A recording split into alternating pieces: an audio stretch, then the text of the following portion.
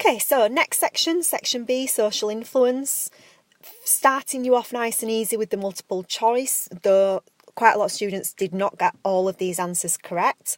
For the first one, many students incorrectly selected C. D, by process of elimination, fits the statement better. If you think about Zimbardo's prison study, behaviour of guard or prisoner was adopted in a mock prison, so they're adopting a particular behaviour while in a social situation. Some people did not read the question for question 5, and it said select or shade 2 boxes, and some of you just did 1, so you lost out on a mark there. And then resisting social influence, most people knew it was statement C. All the other statements are all about explaining obedience or conformity, so again, that's process of elimination. Findings of one study on minority influence.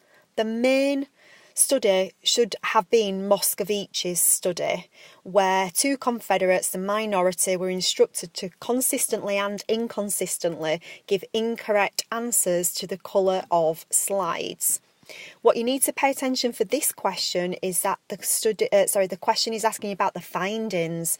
So all you are talking about is the study, not the procedure. Some people did give me good details about the study, but you didn't get any credit. It simply was for the results. So if you just have a look, what I'd be expecting people to refer to was the percentage of the majority that changed their mind to the minority when they consistently said the incorrect answer, when they inconsistently said the correct answer, and compare it to a control group.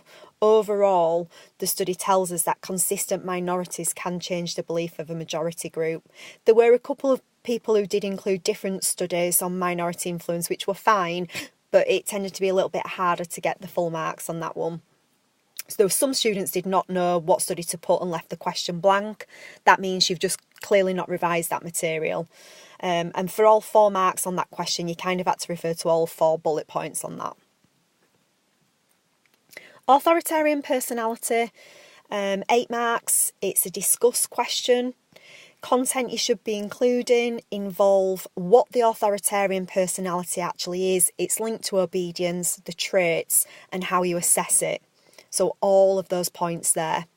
Often students did not refer to how this personality type is likely to obey, what it is about this personality type. Sometimes as well, people just listed the traits like conventionalism or submissive, but you didn't actually explain an example of what those traits was. A lot of people did not talk about how this can be measured on the F scale and the relationship between the high scoring on this questionnaire and the link with the obedient personality. And when you are talking about where this personality comes from, a lot of people remembered that it came from childhood and to do with parenting styles, which was good, but using words such as having a bad childhood or good, people should have had a good childhood, sounds really simple. What you need to be doing is talking about the idea that this personality comes from strict parenting, using harsh disciplinarian techniques. So just to recap, they're the kind of concepts that I would be expecting to see in this answer.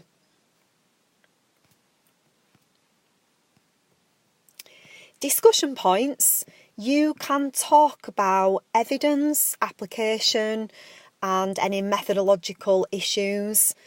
The points that we'd gone through in class were as follows. Supporting evidence in the replication of the Milgram study showed participants who obeyed to the 450 volts tended to have an authoritarian personality measured on the F scale. There was contradictory evidence about the relationship with parents in those people who had got that personality type. And the fact that it can explain obedience on a mass scale means there must be other explanations, such as situational factors like legitimacy of authority. So I'd be expecting those points to be thoroughly explained. There was a little bit of confusion over using the real life acts. I think some students had talked about particular events that could be explained by the authoritarian personality. That's a little bit difficult to prove. To be honest, you're better using the point that it can explain individual acts of obedience on a mass scale. Last question, using an example, explain the role of social influence processes in social change. I'd say most people got about level 2, level 3 on this question. Possible content you could use is as follows. So I'd be expecting to see reference to what social change is undertaken by minorities. Minorities have to have a particular style, being consistent, flexible, committed. I'd be expecting to see reference to initiation, maintenance and finalisation of social change. I would also be expecting to see reference to specialist terms being explained rather than just listed.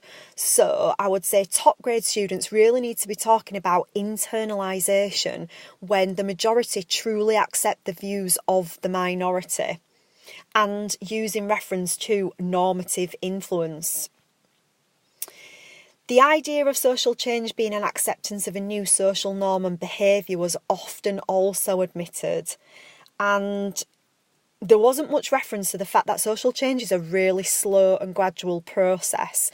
Just putting the word in snowball doesn't mean that you are showing the examiner you understand this process. So you really need to explain what the snowball effect is too. This is where a slow change in attitudes begin.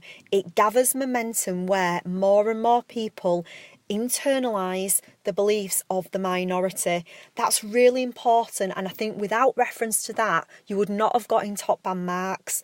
Simply just talking about the basics of initiation, maintenance and finalisation is not enough to get high marks on this question.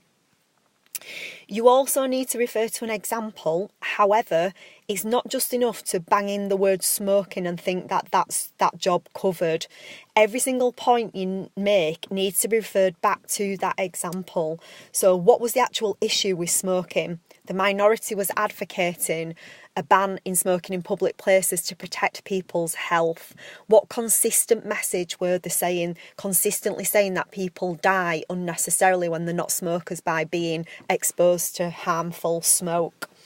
What was the majority's opinion about this and what laws have changed? Many people did refer to laws changing, but often didn't say that finalises social change through obedience. That idea was often omitted as well. Okay, so just to finish then, hopefully you've paused this video and been making your amendments on your scripts. What you need to think now about is your reflection, which is on the back page of your scripts. What did you do well and what areas have you got for development? I would like ideally everyone to select 2 of these ideas. Is your strength a certain topic area, or is it an area for improvement, development? So think about that. What about your skills? Are you good at describing something but perhaps not evaluating it? Do you need to give examples and elaborate? Do you understand what's being asked of you in questions? And do you answer appropriately? Do you express your answers clearly? Is this a strength? Is this a weakness? Are you using key terms? How much revision are you doing? You've got to be honest. Are you not doing enough? What could you do to further your understanding?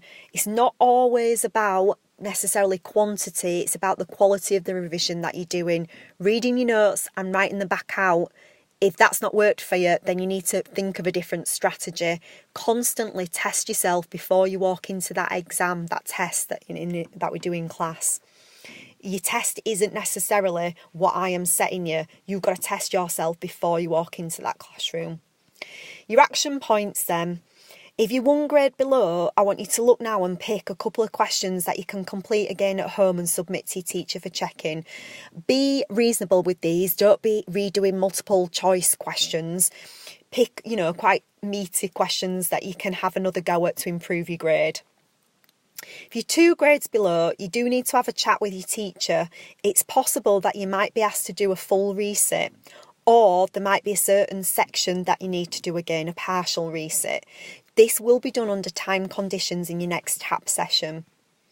If you're 3 or more grades below, or unfortunately you didn't achieve your minimum target grade, you will need to do a full resit again under time conditions in probably your next 2 TAP sessions, or if you do have a free period. Any further questions about any of this content, please see your teachers. Thank you.